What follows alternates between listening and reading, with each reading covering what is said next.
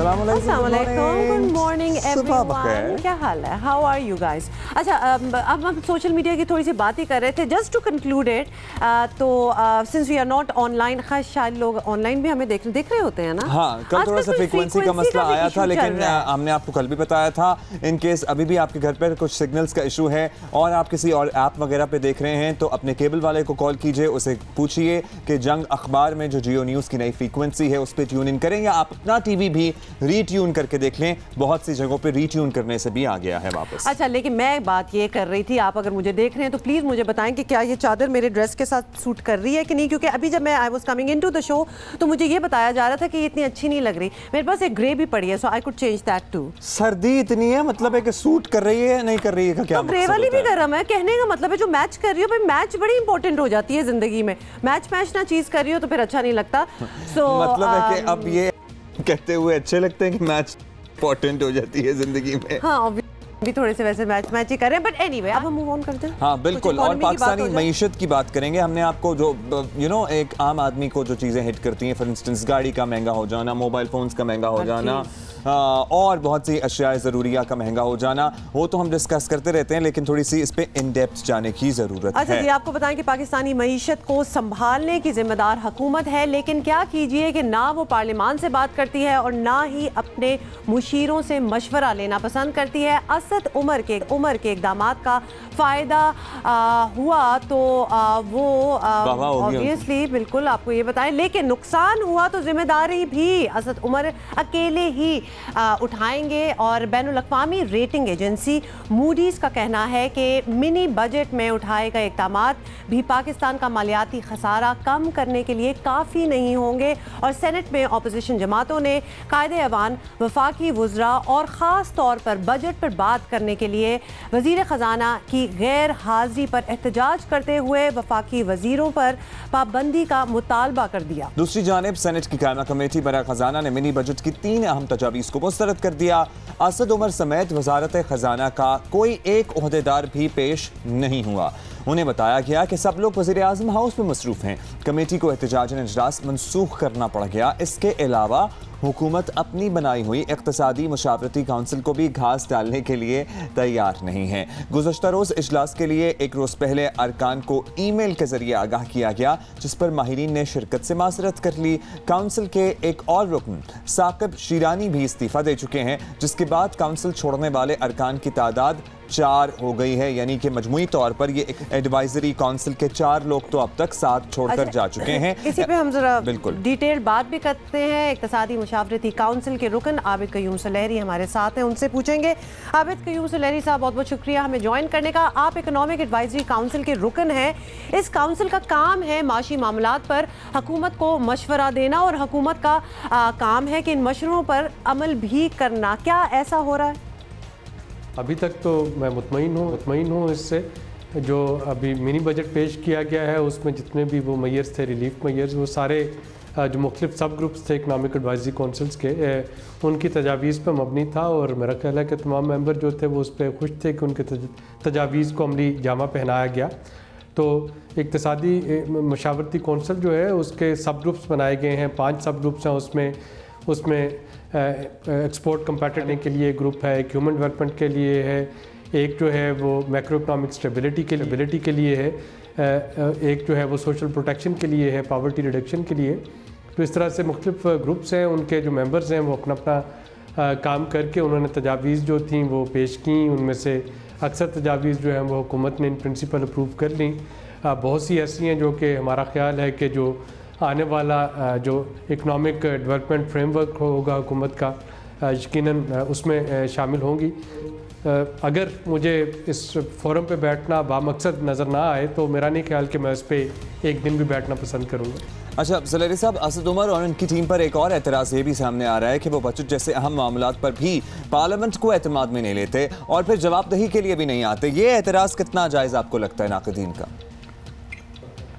देखिए, ये एक पॉलिटिकल क्वेश्चन है और शायद ये पीटीआई के कोई रिप्रेजेंटेटिव जो हैं वो इसका ज़्यादा बेहतर जवाब दे सकें या अपोजिशन इस पर ज़्यादा बेहतर बात कर सके।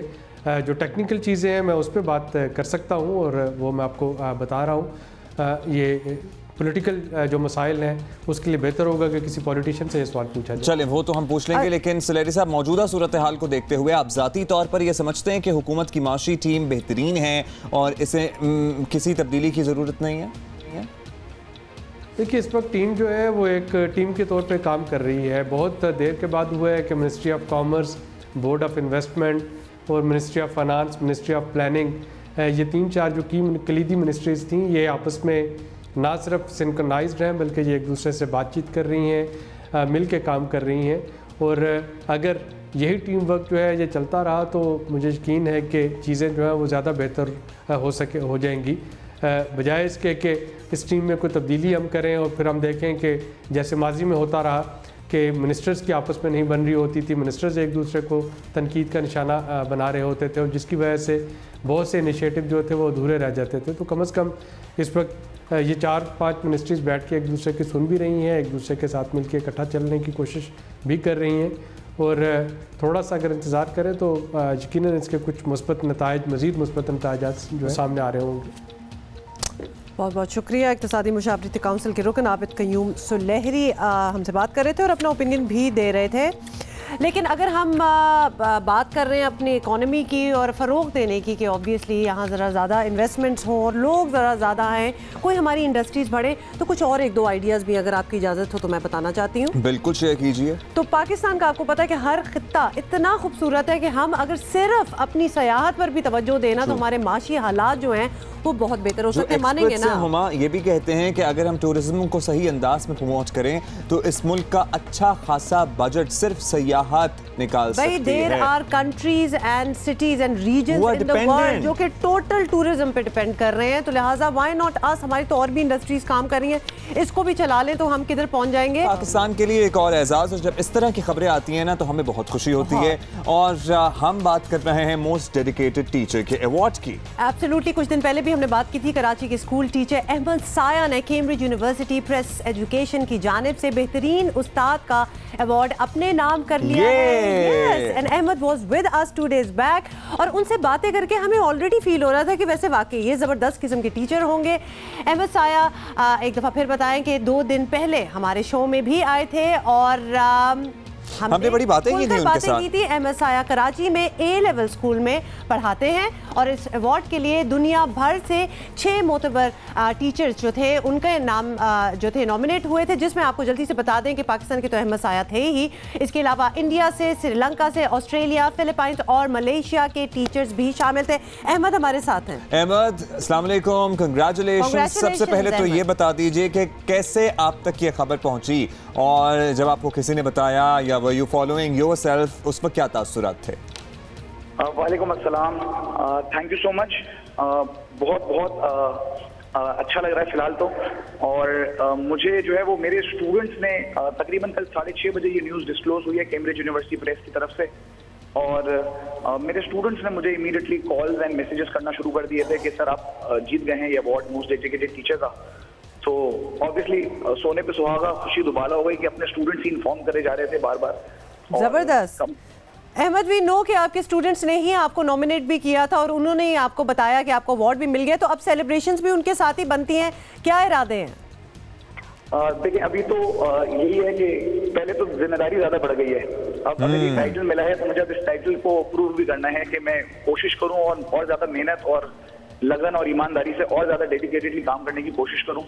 तो सबसे ज्यादा तो pay back to them for their love and support यही होगा कि मैं उनको और ज्यादा अच्छे से पढ़ाने की कोशिश करूं और ज्यादा उनको मोटिवेट करूं, और डेफिनेटली सेलिब्रेशन उन्हीं के साथ हैं और बस यही अच्छा लग रहा है। बहुत बहुत शुक्रिया, बहुत शुक्रिया, जबरदस्त, wish you all the best. अभी आगे बढ़ेंगे हम और हम सानेहा साहिबाल की बात करना चाहते हैं क्योंकि ऐसे सानेहात पे फॉलो अप लेना बड़ा ज़रूरी होता है, वरना हमारे कौम की याददाश्त और हम सब की याददाश्त ज़रा कमज़ोर है। ये हम भूल जाते हैं जल्दी, लेकिन ये भूलने वाले वाक़यात होते नहीं हैं। ना अवामी नुमाइंदे मुतमईन हैं, ना मरने वालों के पुरसा और ना ही गैर जानिबदार लोग, लेकिन हुकूमत की ज़िद है कि सानेहा साहिबाल की तफ्तीश JIT ही करेगी। जुडिशल कमीशन का मुतालबा क्यों नहीं माना जा रहा? समझ से बाला जाता है। सानेहा साहिवाल में जाँ बहक होने वाले खलील के भाई ने पंजाब हुकूमत की JIT को लाहौर हाई कोर्ट में चैलेंज कर दिया है। दरखास्त में JIT को कलअदम करार देने और सानेहा की तहकीकात के लिए अदालती कमीशन तश्कील देने की इस्तदा की गई है। लवाहिकीन इससे पहले भी तहफ़्फ़ुज़ात का इजहार करते रहे हैं, जरा एक दफ़ा सुन लें।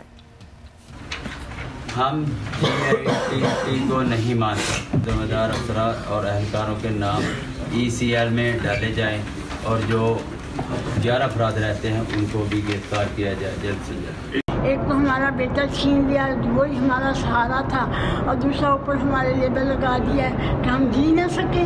हमें भी जीते जी मार दिया इन्होंने। वही पुलिस मारने वाली है, वही पुलिस JIT बनाने वाली है। हमें क्या पता JIT क्या होती है। और आपको याद दिला दें कि ऑपोजिशन पहले ही अदालती कमीशन कायम करने का मुतालबा कर रही है। JIT से बात बनने वाली नहीं है। कौम की तसल्ली नहीं होगी जब तक एक आला सतह जुडिशल कमीशन नहीं बनता और हकायक जो हैं वो सामने नहीं आते। भैया कब बनाएंगे आप जुडिशल कमीशन?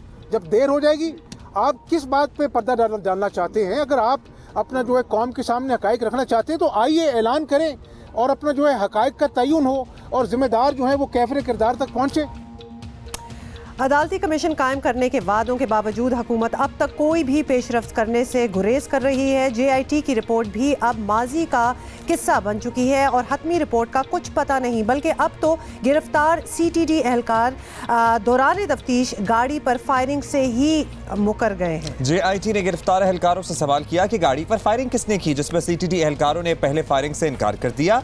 JIT ने पूछा कि फिर कार में सवार अफराद कैसे हलाक हुए, तो इस पर मुल्जिमान ने बताया कि मोटरसाइकिल सवार साथियों की फायरिंग से मारे गए हैं, हमने सिर्फ जवाबी फायरिंग की थी। तो ये तो वो बदलते बयानात हैं जो मुल्जिमान दे रहे हैं। मकतूल खलील के भाई जलील अहमद हमारे साथ मौजूद हैं। जाहिर है बहुत मुश्किल होता है अहल खाना में से किसी के लिए भी इस तरह के केसेस को परसू करना, लेकिन ये बड़ी हिम्मत वाले लोग हैं। जलील बहुत शुक्रिया आपका। जलील, JIT तफ्तीश तो कर रही है, FIR भी आपकी मर्जी से हुई और हुकूमत ने आपको पूरे ताउन का यकीन दिलाया, वादा वईद तो किया गया था, लेकिन आप लोग JIT से ताउन नहीं कर रहे, ये उस तरफ से शिकायत आ रही है।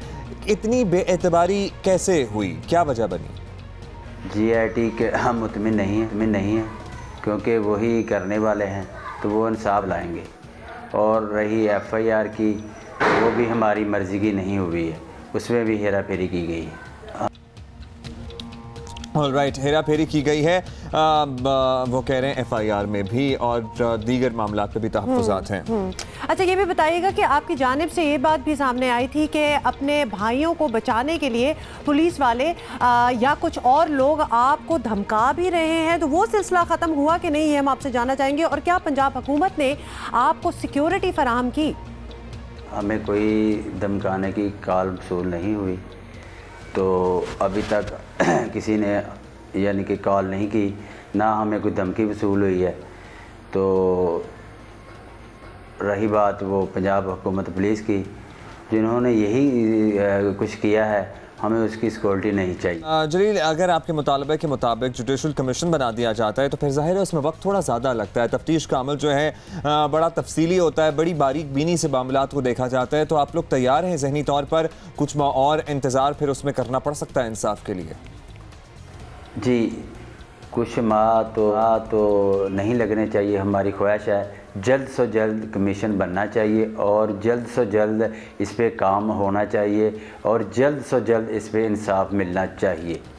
खलील के भाई जलील अहमद हमारे साथ बड़ा मौजूद मुश्किल है हैं। इसके बारे में बात करना, यकीनन पूरी फैमिली के लिए, और ख़ास तौर पे उनकी वालदा की फुटेज देख के, वीडियो देख के तो बड़ा ही अफसोस हुआ, ख़ास तौर पे जब कोई आपको जवाब ना मिल रहा हो कि ये हुआ क्यों, कैसे हो गया, तो ये फीलिंग हो सकती है। We are going to talk about food. Very nice. Okay, अच्छा जी। Or not only any food, we are going to talk about the king of, or the rather the queen of food. पता है मैं बोल नहीं सकती हूँ, मुंह में पानी आ गया। मुझे आज भूख क्यों लग रही है? आज फ्राइडे है और आई गेस वो फिर वीकेंड का भाई याद आ जाता कोई है। दिन ऐसा नहीं हो सकता मुझे लगता है जब आपका बिरयानी खाने का दिल ना चाहे। हाँ, I know, it's like the best in the world. अच्छा, आज से सिंध गवर्नर हाउस में आपको पता है कि अदब फेस्टिवल पाकिस्तान का आगाज़ तो हो ही रहा है, कुछ दिनों से हम आपको बता रहे हैं। आज स्टार्ट होगा और संडे तक चलेगा, सो डोंट मिस दैट। शानदार सेशंस होंगे अगले 3 दिनों तक वहाँ, लेकिन अनकरीब सिंध गवर्नर हाउस में बिरयानी फेस्टिवल भी जल्द होगा। Can you believe that? Have you ever heard of a biryani festival? तो जिसका ऑब्वियसली गर्मा गर्म मज़ेदार ऐलान जो था वो गवर्नर सिंध इमरान इस्माइल ने राइस एक्सपोर्टर्स एसोसिएशन के दफ्तर के दौरे के दौरान किया।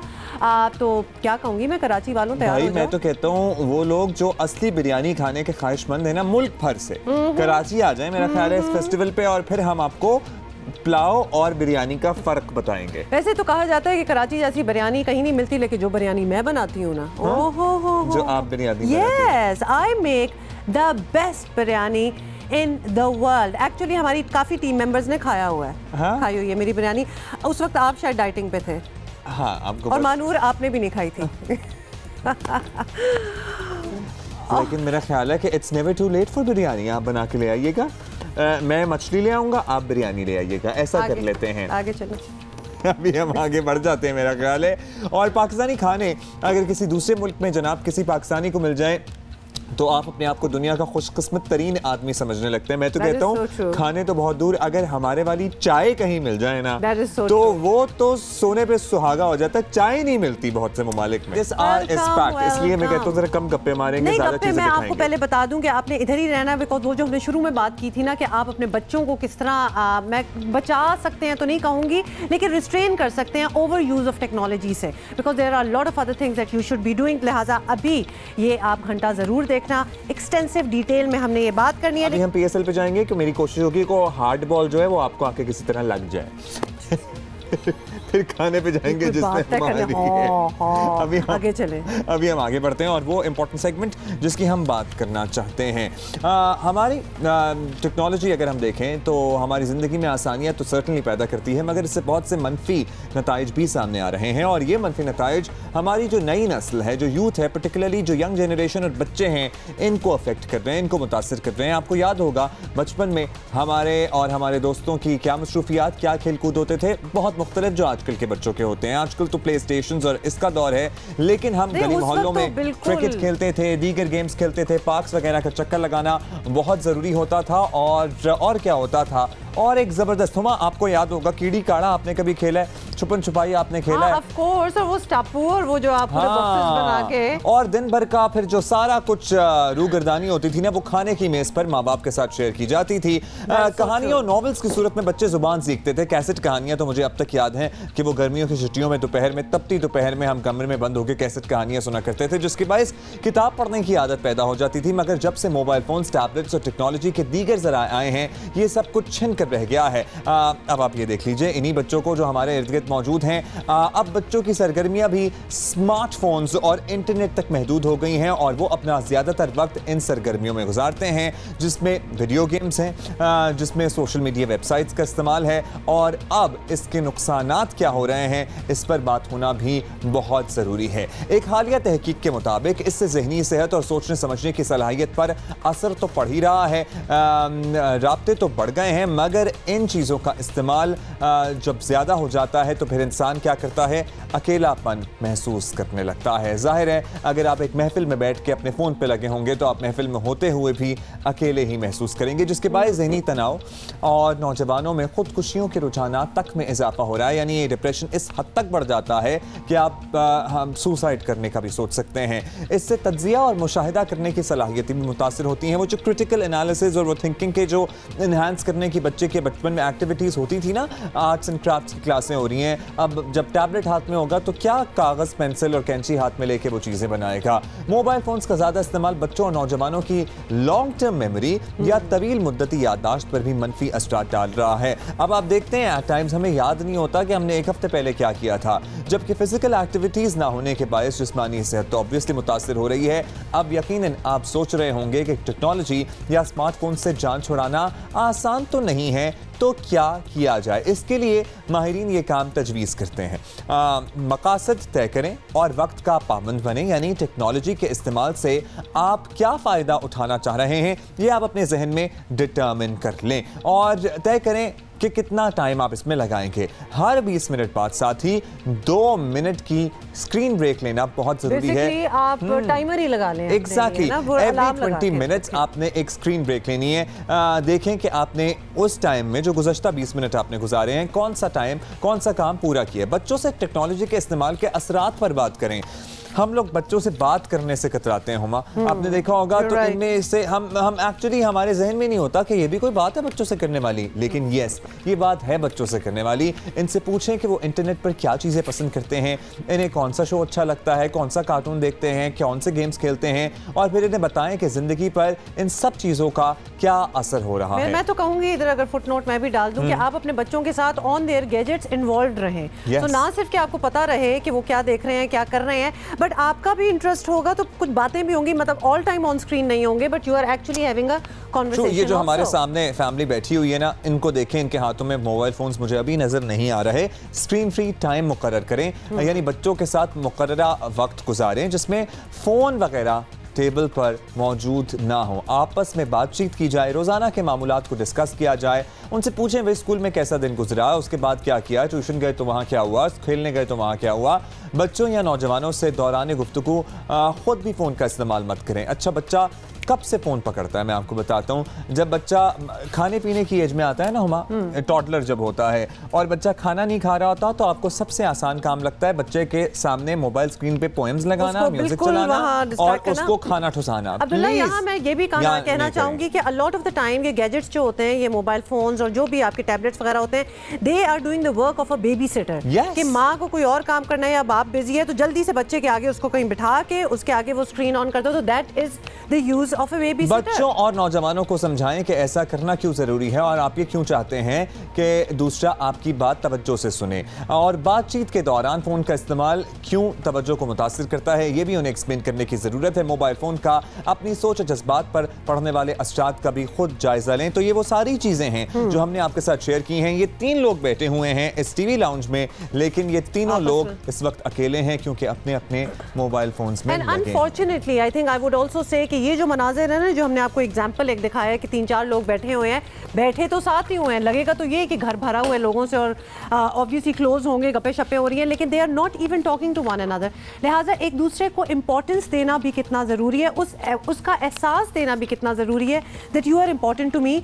बात अगर कोई आगे से कर रहा हो तो आप अपने फ़ोन में हम कर रहे हो, तो अगला बड़ा परेशान हो जाता है। जो हाजिर है उसमें आप गायब हैं, यू लॉस्ट समवेयर। और जो आप के सामने प्रेजेंट नहीं है, यानी आपके मोबाइल फोन पे होने वाली लोगों की एक्टिविटीज, उसमें यू आर इन्वॉल्व और उसमें आप ज्यादा तरजीह दे रहे हैं, तो दैट इज वेरी रॉन्ग। लेकिन इस पे हमने जरा गायब में हाजिर और हाजिर में गायब। मुझे एक शेर भी बाय द वे से याद आ रहा है, लेकिन ऑलमोस्ट नहीं याद आ रहा, मतलब आ रहा है लेकिन आ नहीं रहा। जब आएगा तो मैं आपको बता दूंगी। So we have our guest waiting for us, और बड़ा इंपॉर्टेंट टॉपिक है, खासतौर पे अपने आप को क्या हम सुधारेंगे, एटलीस्ट नेक्स्ट जनरेशन जो आ रही है, कमिंग जनरेशन, उनके साथ तो हम कुछ बेहतर उनको सिखा सकते हैं। जी, हमें ज्वाइन कर रहे हैं डॉक्टर हयात यूसुफजई, जो कि माहिर नफ्सियात हैं। Thank you very much doctor साहब। साइकोलॉजिस्ट हैं, पीएचडी डॉक्टर हैं, और साथ ही आपको बता दें हमें ज्वाइन कर रही हैं साइमा राहील। साइमा राहील हैं जो छोटे बच्चों को पढ़ाती हैं और उनका काफ़ी ज़बरदस्त किस्म का तजर्बा है और समझती हैं कि फ़ोन, टैबलेट्स वगैरह बच्चों पर क्या तस्दीक करते हैं। साइमा जावेद हमारे साथ। साइमा जावेद, ओके, मेरे सामने गलत लिखा हुआ था।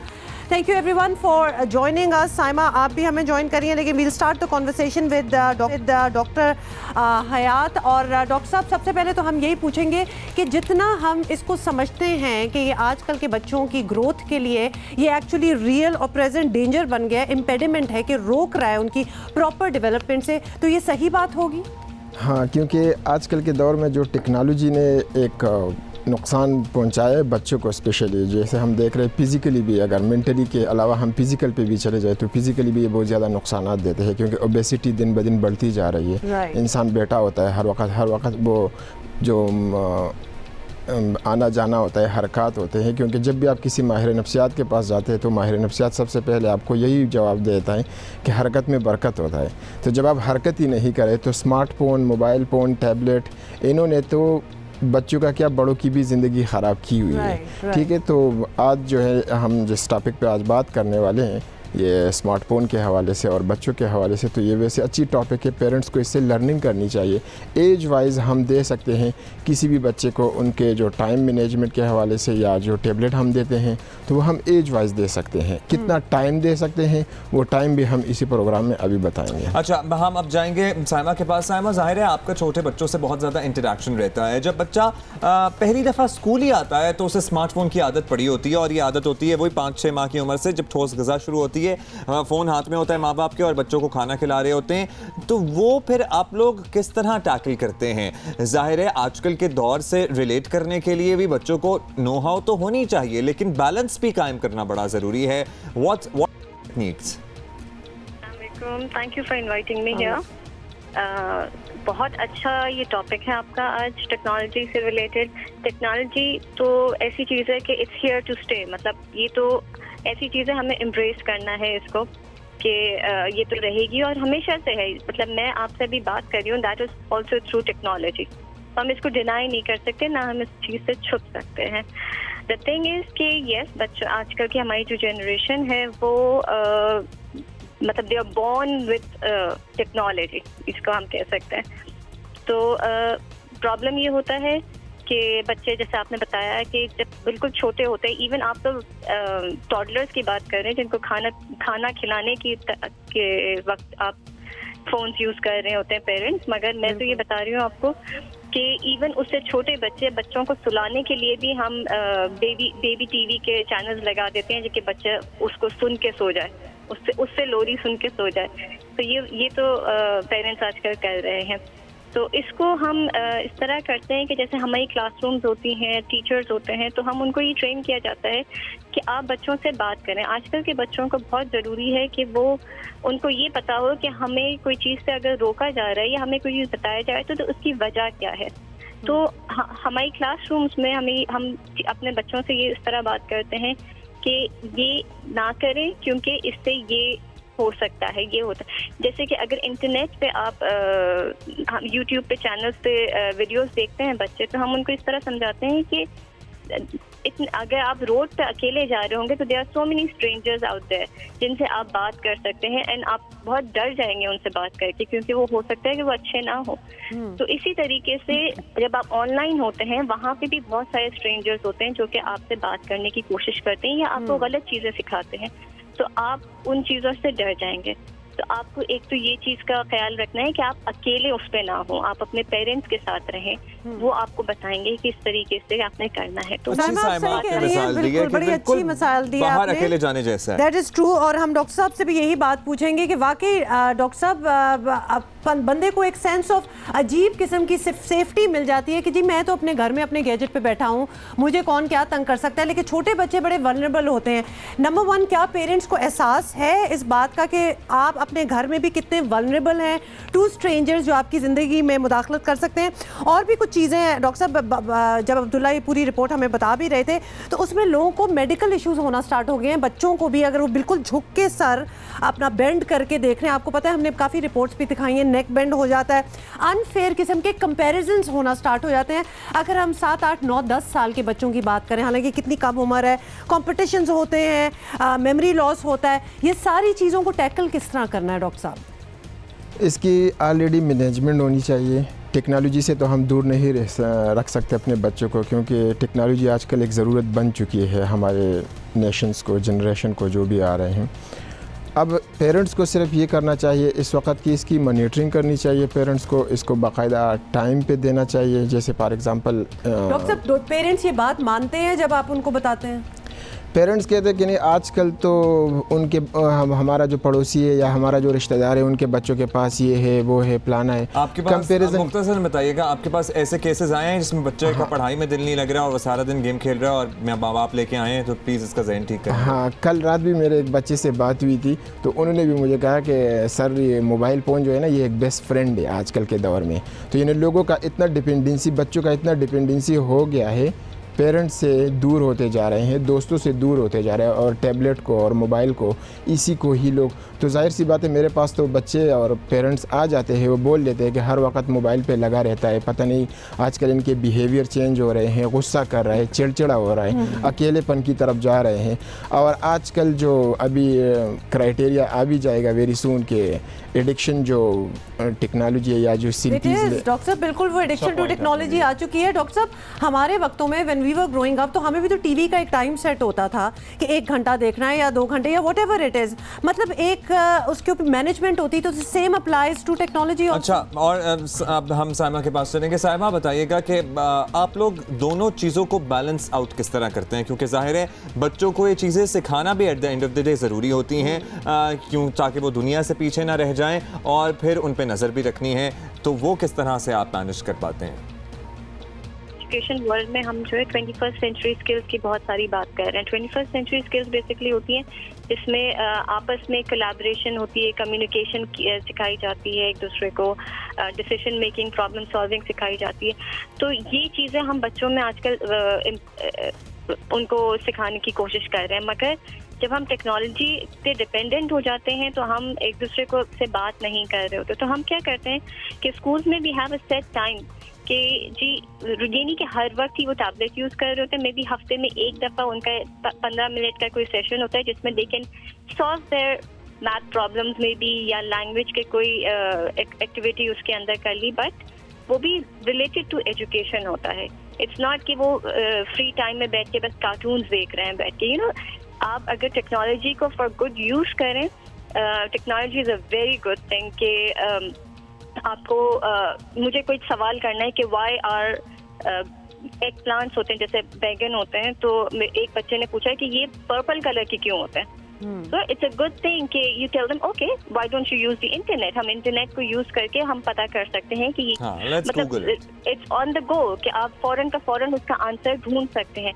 तो आप उनको इन चीज़ों में लगा सकते हैं कि देखिए आपको कोई चीज़ फाइंड करनी है तो you can do that, but wasting time on the internet watching बिल्कुल ऐसे वीडियोस देखना जो कि टॉय रिव्यू वीडियोस होते हैं आपके, या ऐसे कार्टून जिसमें इवन म्यूजिक, उसका बैकग्राउंड म्यूजिक ऐसा होता है जो कि एग्रेशन पैदा कर रहा होता है बच्चों के अंदर। बिल्कुल। और कुछ गेम्स ऐसी होती हैं जो कि सर्टिफाइड गेम्स हैं जिनको हटा भी दिया गया है, जो कि बहुत वायलेंट माइंड कर रही हैं बच्चों का। तो हम उनको आहिस्ता आहिस्ता गाइड करते रहते हैं। क्लासरूम्स में तो बच्चे सुनते हैं, टीचर्स को बहुत आराम से सुनते हैं, रिस्पेक्ट देते हैं, तो वो इस चीज़ को सुनते हैं और समझने की कोशिश भी करते हैं और हमको गाइड करते रहते हैं। देखो आप इस वेबसाइट पे जाके आप इस तरह 2 times टेबल आपने प्रैक्टिस करनी है, तो you can go on to this website and you can play games according to that. तो एजुकेशन की तरफ उनको हम पुल करने की कोशिश करते हैं। बहुत अच्छी आपने बातें की हैं। साइमा जावेद हमारे साथ मौजूद थी, छोटे बच्चों को पढ़ाती हैं। डॉक्टर आयात यूसुफजई साइकोलॉजिस्ट हैं, माहिर नफ्सियात हैं, उन्होंने भी कुछ हमें चीज़ें बताई और बड़ी इंटरेस्टिंग चीज़ उसमें कि एडिक्शन अब बहुत जल्द ये एक्चुअली एक्नॉलेज कर लिया जाएगा कि ये एक एडिक्शन है, हम सब जानते तो हैं, लेकिन बाकायदा अब इस पे बात हुआ करेगी एज एन एडिक्शन। सारों से ये बात करके यही बात समझ में आई है कि एक तो आपने बिल्कुल अपने बच्चे का जो टाइम है ऑन द गैजेट वो मैनेज करना है, टाइमर लगा ले मैं तो कहती हूँ। और अगर बच्चे टीनेज में है जो कि ऑब्वियसली टाइमर तो सुनने नहीं वाले, तो फिर आप उनके जो कि हमेशा हम पहले भी कह चुके हैं, उनके जो गैजेट्स के चार्जर्स हैं ना वो आप ले लें, so that when the gadget dies, जो कि जल्दी से ख़त्म हो ही जाती है उसकी बैटरी लाइफ, तो उसके बाद वो you have to do something कि बच्चे को पता हो कि जी मेरे पास इसके अंदर 30% रह गई है बैटरी, और इसी में मुझे अपना काम कर लेंगे ना तो हो जाएगा, अदरवाइज मुश्किल हो जाएगा। अच्छा जी, बड़े खूबसूरत किस्म के आपके कुछ विजुअल्स दिखाने हैं आपको। नलतर में आपको हमने बताया था कि स्कीइंग का इंटरनेशनल मेला सजा हुआ है और क्या शानदार वो मंदिर है, और इसके पीछे इंतजामात की तगोदौड़ करने वालों को भी हमें याद रखना चाहिए, तो ये भी हमारे डेफिनेटली हीरो हैं। ऑब्वियसली इतनी हसीन जगह है, लेकिन यहाँ इतना बड़ा इवेंट हम यही सोचते रह गए हैं कि ये करना कोई आसान काम तो डेफिनेटली नहीं होगा। नलतर में ये मेला सजाने के लिए सख्त मेहनत की गई है और सिक्योरिटी इंतजामात को भी वो तो और भी ज़्यादा इंपॉर्टेंट है कि उसको भी यकीन बनाना होता है, तो इंतजामात करने वाले भी डेफिनेटली हमारे हीरो हैं। इनमें एक अहम किरदार है गिलगित बल्तिस्तान पुलिस का। हमारे नुमाइंदे ने बात की नलतर में गिलगित बल्तिस्तान पुलिस के IG सनाउल्लाह अब्बासी साहब से, और हमारे नुमाइंदे ने पूछा कि नलतर में बड़ा ज़बरदस्त ऑब्वियसली मेला सजा है, दुनिया भर से सयाह आए हैं, इधर तो सिक्योरिटी का काम तो बहुत बढ़ गया होगा, कैसे इंतजामात किए पुलिस ने? और सनाउल्लाह अब्बासी साहब ने ये जवाब दिया। ये जो नलतर में अभी कंपटीशन चल रही है उसमें पुलिस ने 300 के करीब जवान डिप्लॉय किए हुए हैं। कुछ तो नलतर में हैं, कुछ एयरपोर्ट पे हैं, कुछ रोड पर हैं, क्योंकि ये जितने भी सयाह आ रहे हैं या कंपटीटर्स आ रहे हैं या तो रोड के थ्रू आ रहे हैं या एयरपोर्ट के ज़रिए आ रहे हैं, तो तीनों जगहों पर हमने सिक्योरिटी के इंतजाम, जिसमें स्पेशल ब्रांच का भी रोल है और इंटेलिजेंस इदारों का भी रोल है, और कम्प्लीटली हमने इंतजाम हुए हैं। और हमारे कॉरेस्पॉन्डेंट ने पूछा कि गिलगित बल्तिस्तान आमतौर पर एक पुरअमन इलाका रहा है, लेकिन पिछले चंद सालों में कुछ बुरी खबरें ज़ाहिर आई हैं। इन हालात में इतना बड़ा इवेंट कराना कितना मुश्किल रहा, तो अब्बासी साहब ने ये बताया। गिलगित बल्तिस्तान जो है ना, उसकी पीस इंडेक्स या हैप्पीनेस इंडेक्स मोर देन 90% है। तो इसका मकसद तो ये हुआ है कि बड़ा पुरअमन इलाका है। माजी में कुछ वाक़यात हुए थे लेकिन उन पर कम्प्लीटली काबू पाया गया है। कम्प्लीटली वहाँ पे जहाँ पे ये हुआ था वहाँ पे डेवलपमेंट चल रही है, लॉ एंड आर्डर वहाँ पे बड़ा, इंशाल्लाह होपफुली हम आइंदा साल उधर ही एक और स्पॉट है जिसमें बाबू सरवर टॉप है, वहाँ पे इंशाल्लाह कंपटीशन करना होपफुली। अच्छा जी, ये सब कुछ तो आपने सुन लिया। IG साहब से पूछा गया कि इस इवेंट के साथ गिलगित बल्तिस्तान का एक बड़ा ज़बरदस्त तासुर जो है वो सामने आया है। अगले जो सीज़न में, जो टूरिस्ट सीज़न होता है, टूरिज़म सीज़न के लिए यहाँ की पुलिस की क्या तैयारियाँ हैं? क्योंकि ऑब्वियसली नज़र आ रहा है कि टूरिस्ट जो है वो रिकॉर्ड तादाद में आएंगे, इतनी खूबसूरत जगह हम ही पहुँच जाएंगे। तो IG गिलगित बल्तिस्तान ने ये जवाब दिया। हमने अभी जो प्रोग्राम बनाया है यहाँ पे टूरिज़म पुलिस या हाई एल्टीट्यूड पुलिस का वजूद सामने आया है और उसकी हम इस्टेब्लिशमेंट कर रहे हैं, जिसमें तकरीबन 150 के करीब हाई एल्टीट्यूड पुलिस होगी या टूरिज़म पुलिस डिपार्टमेंट या डिवीज़न यहाँ पे कायम किया जा रहा है।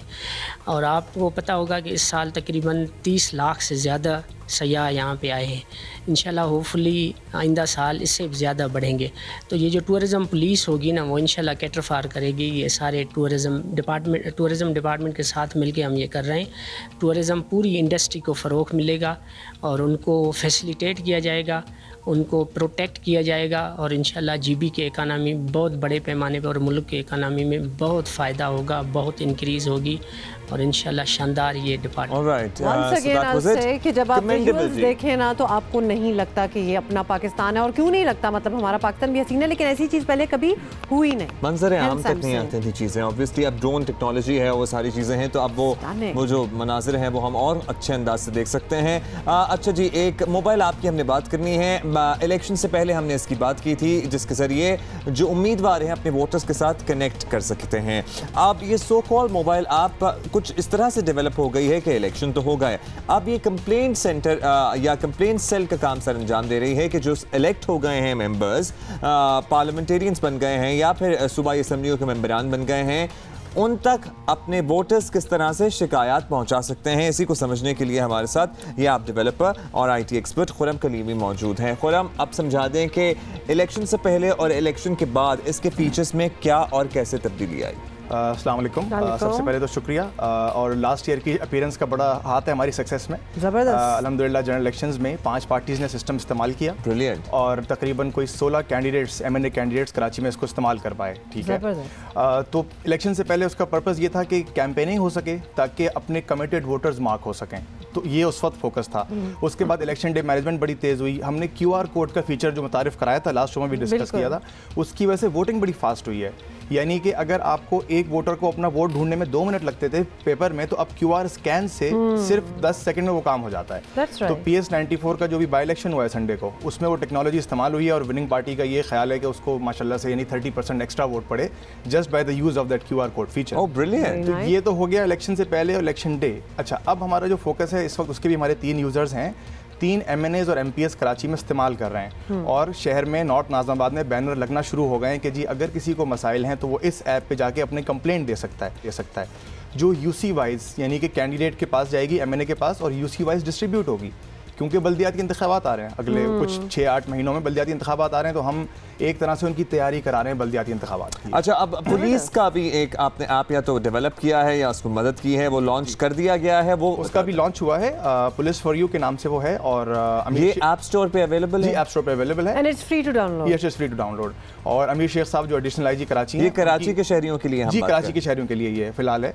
तो एडिशनल आईजी कराची जो हैं अमीर शेख साहब, उनकी सरपरस्ती में ये बना है सारा, और मुदस्सिर जैदी साहब जो है ना वो उनकी सारा आइडिया था, और डेवलपमेंट जो है ना सारी वो हमने की है। अच्छा, ये बताइएगा कि ये यूजर्स जो हैं जिनको एक्चुअली जो फ़ायदा उठा सकते हैं इन ऐप से, वो सेंसिटाइज हो गए हैं कि अब हम ऑनलाइन अपनी कंप्लेंट्स करें, या फिर ये अब हमने कर दी घर में बैठे बैठे और ये पहुंच जाएगी आगे, ये उनको इस बात की समझ आ चुकी है? ऐसा हो रहा है अभी कि इस वक्त कोई 12,000 डाउनलोड्स हो चुके हैं शहर में, और आप भी ट्राई कीजिएगा, 5 से 6 मिनट के अंदर कॉल बैक आता है, यानी ये रिस्पांस टाइम है, बिल्कुल है। ये पुलिस फॉर यू की हम बात कर रहे हैं। Brilliant sir, brilliant. ये तो बहुत, कराची जैसे शहर में तो जाहिर है इस चीज़ की अशद ज़रूरत है, इतना बड़ा शहर है, इतनी सी पुलिस फोर्स है। और यहाँ हम फुटनोट ये भी डाल दें कि अभी हम वो टेक्नोलॉजी की बात कर रहे थे कि बच्चों से किस किया जाए, लेकिन टेक्नोलॉजी के जितने फायदे हैं उसको हम डिनाई नहीं कर सकते। If you use it responsibly तो आप जबरदस्त किस्म की एडवांसमेंट्स कर सकते हैं और आपकी जिंदगी आसान हो सकती है। Thank you for doing what you are doing. अब ये सो कॉल ऐप अगर आपके हल्के में बैनर्स लग गए हैं तो आप अपनी कंप्लेंट्स भी अपने नुमाइंदों तक पहुंचा सकते हैं,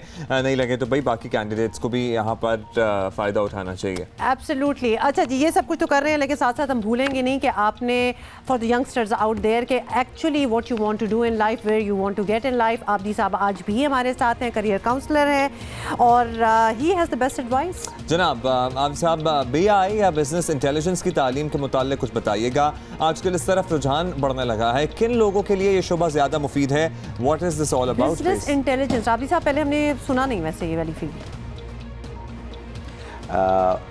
मैं समझता हूँ कि जो इनोवेटिव डिग्रीज़ हैं उसमें बिजनेस इंटेलिजेंस और बिजनेस एनालिटिक्स की डिग्रीज़ हैं, जो कि 4 पिलर्स पर हैं, जिसमें पीपल, टेक्नोलॉजी, प्रोसेस, ये शामिल है।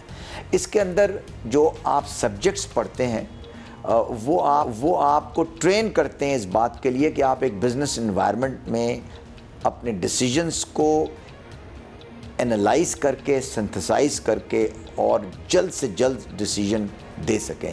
और इसके अंदर जो सब्जेक्ट्स आप पढ़ते हैं उसके अंदर बिजनेस एनालिटिक्स है, आर्टिफिशियल इंटेलिजेंस है, डेटा माइनिंग या डेटा वेयर हाउसिंग है, डिजिटल मार्केटिंग है, सिमुलेशन है, डिजिटल बिजनेस टेक्निक्स है। ये सारी चीज़ें आप इसमें पढ़ते हैं, और मैं समझता हूँ बोथ अंडर ग्रेजुएट और पोस्ट ग्रेजुएट लेवल में इसमें स्पेशलाइजेशंस अब मौजूद हैं। अगर आपने कोई बिज़नेस डिग्री पाकिस्तान में की है, आप काम कर रहे हैं और अपने आप को इन्हेंस करना चाहते हैं अपनी क्वालिफ़िकेशंस को, तो इसमें MSc अवेलेबल है, और बहुत सारे स्कॉलरशिप्स भी इसके अंदर अवेलेबल हैं। आपको जो आपके मौक़े हैं, जो आपकी करियर अपॉर्चुनिटीज़ हैं, उसके अंदर you can become analyst, business consultant, आप प्रोजेक्ट मैनेजर हो सकते हैं, आप एज ए डेटा एनालिस्ट या रिसर्च एनालिस्ट काम कर सकते हैं। देखिए, ज़बरदस्त बात यह है कि कितनी नई नई फील्ड्स निकल रही हैं। तो अगर आपका रुझान है, अगर आपको ये चीज़ इंटरेस्ट करती है and you think you can be good at that, तो फिर आपके लिए ये चीज़ें खुली हुई हैं। और ये चीज़ें कौन बताता है? आबदी साहब, और हमारे थ्रू आप तक पहुंच रही हैं, क्योंकि हमें तो 2-4 चीज़ों को ही पता था when we were growing up in study. हाँ, एग्जैक्टली। शुरू में तो कुछ होता ही नहीं था, लेकिन अच्छा अब जी, माशाल्लाह अभी आगे बढ़ेंगे। डेडलाइनों पर डेडलाइनें दी गई, महीनों पर महीने बीत गए, पेशावर BIT प्रोजेक्ट में ताखीर पे ताखीर होती जा रही है। मंसूबा हुकूमत और शहरियों के लिए गले की हड्डी बन गया है। अक्टूबर 2017 में 49 अरब रुपए से ज़ायद लागत से पेशावर में शुरू किया जाने वाला BRT मंसूबा तकमील के आखिरी मराहिल में भी नहीं पहुंचा। अब मंसूबे की तकमील के लिए 6 माह का वक्त दिया गया, लेकिन तकरीबन 1.5 साल गुजरने के बावजूद मंसूबा मुकम्मल नहीं हो सका। मंसूबे की तकमील का वक्त गुजरने के साथ साथ लागत भी बढ़कर 90 अरब से ज़ायद पर पहुंच गई है। मंसूबे की तकमील के लिए अब सूबाई हुकूमत की जानिब से रवां साल 23 मार्च की तारीख मुकर्रर की गई है। नहीं होगा, आपको लग रहा है? लेकिन इससे पहले पता नहीं कितनी डेडलाइंस दी जा चुकी हैं। ये सुनिए, डेडलाइनों पे डेडलाइनें। 14 अरब रुपए में ऐसी एक बस सर्विस चलेगी, एयर कंडीशन बस सर्विस चलेगी, जो हमने सारी फीजिबिलिटी बनी हुई है। और ये दुनिया का सबसे फास्टेस्ट कंस्ट्रक्शन काम हो रहा है। अगर 6 महीने में ख़त्म ना हुआ तो 8 महीने में हो जाएगा, अगले तो ज़्यादा से ज़्यादा ये 8 महीने में कंप्लीट हो जाएगा। और ये दुनिया का फास्टेस्ट कंस्ट्रक्शन वर्क का BRT होगा, ये एक रिकॉर्ड होगा दुनिया का। और होना क्या था, ऑपोजिशन अब इस पर खुलकर तनकीद कर रही है। आपको नकल मारते हुए भी अकल की ज़रूरत होती है। मेट्रो आपने बना तो ली पेशावर, अगर आप में अकल नहीं थी तो वही शहबाज शरीफ से ले लेते। जितने दिन शहबाज शरीफ को आपने जेल में रखा है, कहीं पेशावर में रखते तो आज तक मेट्रो बन चुकी होती। और अब हुकूमत ने ऐलान किया है कि 23 मार्च को बसें चलाकर सर्विस का इफ्तिताह किया जाएगा और इस सिलसिले में 20 बसें जो हैं वो चीन से मंगवा भी ली गई हैं, जो कि फरवरी में मेरा ख्याल है पेशावर तक पहुँच जाएंगी। इसी पे हम बात करेंगे। खैबर पख्तूनख्वा हुकूमत के तर्जुमान अजमल वजीर साहब मौजूद हैं। अजमल साहब शुक्रिया आपका। अजमल साहब, 23 मार्च की तारीख रख दी गई है। BRT मनसूबे के इफ्तिताह की पहली मरतबा वैसे तारीख नहीं दी जा रही। आपकी काबीना के मेंबरान ही कह रहे हैं कि वो सॉफ्ट लॉन्चिंग होगी। मनसूबा बाकायदा कब खुलेगा ये तो बता दें ज़रा, आवाम को कब ये सहूलियात मिल सकेंगी? देखिए, ये जब ये बात पहले भी मेरी हो चुकी है कि इसके हवाले से हमारी जो मीटिंग हुई है, अभी जो लेटेस्ट मीटिंग हुई है, उसमें भी जो डिपार्टमेंट है, जो इससे रिलेटेड डिपार्टमेंट है, वो और कॉन्ट्रैक्टर ने हमें यही कहा है 23 मार्च का है और इसमें इंशाअल्लाह ताला हमारी पूरी कोशिश है कि इसमें इसका इफ्तिताह हो जाए। अजमल वजीर साहब, एक और कन्फ्यूजन है जो आप क्लियर कर सकते हैं कि इस मंसूबे की तामीर की असल लागत क्या है और इस पर इतना वक्त क्यों लग रहा है?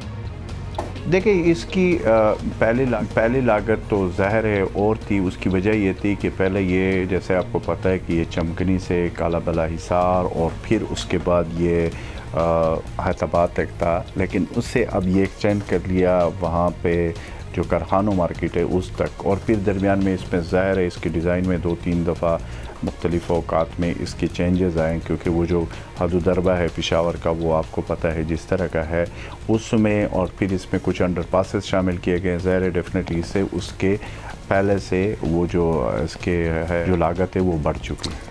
शुक्रिया आपका। लेट्स सी क्या होता है। हमारे साथ मौजूद थे। हम आपसे मुलाकात करेंगे इंशाल्लाह on Monday. Have a great weekend guys. Have a great weekend. Adab festival जरूर आप लोग जाना कराची वालों, it's going to be good. आदाब। आदाब।